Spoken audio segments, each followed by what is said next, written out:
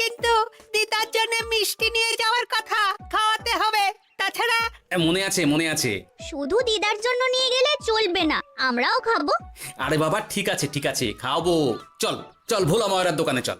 জানো জানো, আমরা আজকে দেখলাম ঘটা কাকাও ওই দোকানে গুড় নিতে গিয়েছিল, আর বিনামূল্যে গুড় দিয়ে এলো। হ্যাঁ,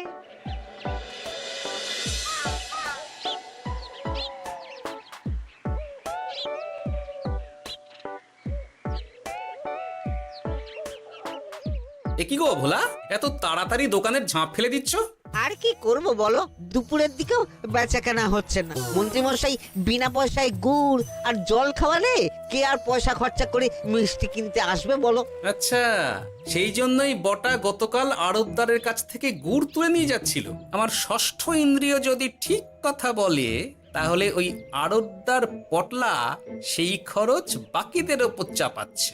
নইলে গুড়ের এত দাম তো বাড়তে পারে না। কি জ্বালাতনে পড়লাম বলো তো।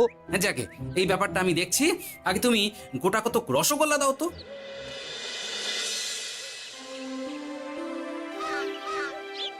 বলি তুমি আর একটু অপেক্ষা করো পুঁটির বাবা, উনি এক্ষুনি চলে আসবেন। হ্যাঁ হ্যাঁ হ্যাঁ হ্যাঁ মা ঠাকুরন। আরে মুটির বাবা যে, এ নাও ধরো। বলো বলো বলো, সব ভালো তো? আর ভালো, এভাবে চলতে থাকলে চাষবাস সব মাথায় উঠবে। কেন গো, কি হয়েছে? আর বলো না গোপাল দাদা, মন্ত্রী মশাই তো বিনা পয়সায় সবাইকে দেদার গুড় আর জল খাওয়াচ্ছে। আর সবাই সবাই তো গুড় আর জলকে গাছের তলায় শুয়ে লম্বা ঘুম দিচ্ছে, কেউ চাষাবাদ করছে না।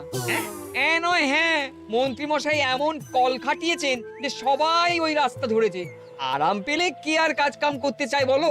সে কি, আহা, এভাবে চাষাবাদ ছেড়ে বিশ্রাম নিলে যে কদিন পরে সবাই খেতে পাবে না। গুড় জলের লোভে সবাই আরাম পিপাসু হয়ে গেছে। ঠিক আছে, আমি আমি দেখছি কি করা যায়।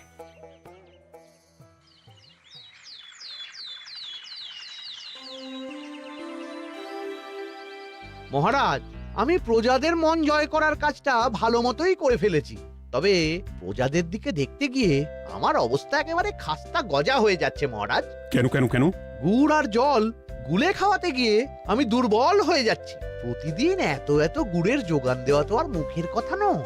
সত্যি মন্ত্রী, তুমি প্রজাদের জন্য এত করেছো, এটা শুনেও শান্তি। যাই হোক, এবার থেকে প্রজাদের স্বস্তির কথা ভেবে জল মিষ্টির খরচ বহন করব আমি। রাজকোষ থেকে